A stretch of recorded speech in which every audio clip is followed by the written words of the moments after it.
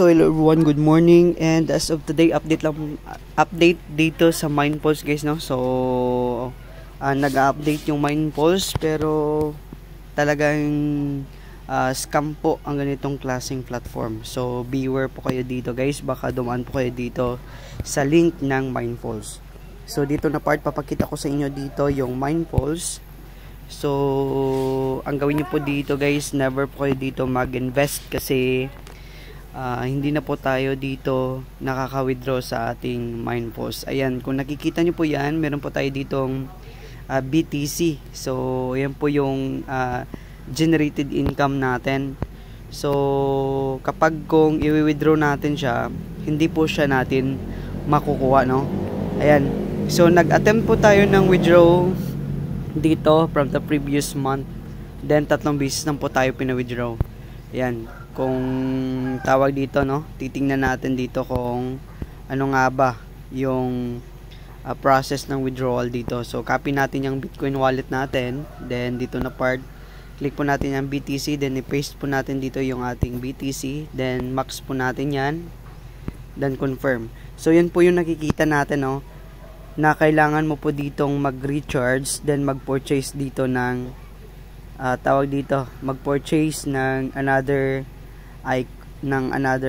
platform, ng another investment mining. So dito na part, kailangan na po natin dito mag-purchase ng another mining doon. Pero yung kung tutuusin, yung withdrawal po natin dito is 4 times na daw yung nire-required, pero sa account natin is 3 pa lang.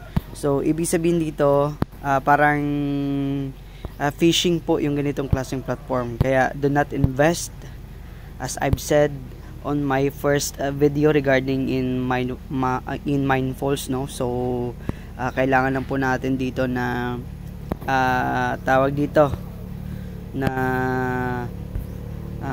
ipaalam sa lahat na hindi po talaga paying yung platform na ito. Kaya for example dito guys, malaki na yung i-withdraw dito eh. Kung tutuusin, yung withdrawal po natin dito is umabot na po ito ng 20,000, no. BTC to peso, convert natin to dito guys. Titingnan natin kung magkano yung conversion ng i-withdraw natin, yung hinold po nila. And so kung makikita nyo po dito, yung ating BTC is ayan, nasa 41,434 na po yung BTC natin na i-withdraw sana dito sa ating Mindpulse. Ang problema lang dito ay tawag dito, may mga cases pa din dito na kailangan mong i-purchase yung tawag dito, yung another Mindpulse miner, no, like itong anti-miner S19. Pero yung nabili po kasi natin dito yung S17 at saka yung ating S19. Pero as of now, hindi na po siya tawag dito, hindi na po siya ma-withdraw kahit anong bili pa natin dyan guys. Then yung account mo din mismo is hindi na din pwedeng bili yung naipon mo dito na Mindpulse sa inyong account. For example dito, yung naipon nyo dito na pera dito sa inyong account, hindi mo na to mabibili. So kailangan mo maglabas ng sarili mong pera para as is daw maka-withdraw ka dito sa Mindpulse. Pero at the bottom line, hindi na po talaga dito magpapa-withdraw, kundi kukunin ng yung pera ninyo. So dito na part, titingnan natin dito ayan. So as is daw na hindi mo mabili yung pinakamaliit na miners. Then dito na part, ganun din, hindi mo na mabili kasi tawag dito, ito daw yung ant miner is 19 dapat para maka-withdraw. Okay, so ito ay isa sa mga scam investment, no, na tawag dito na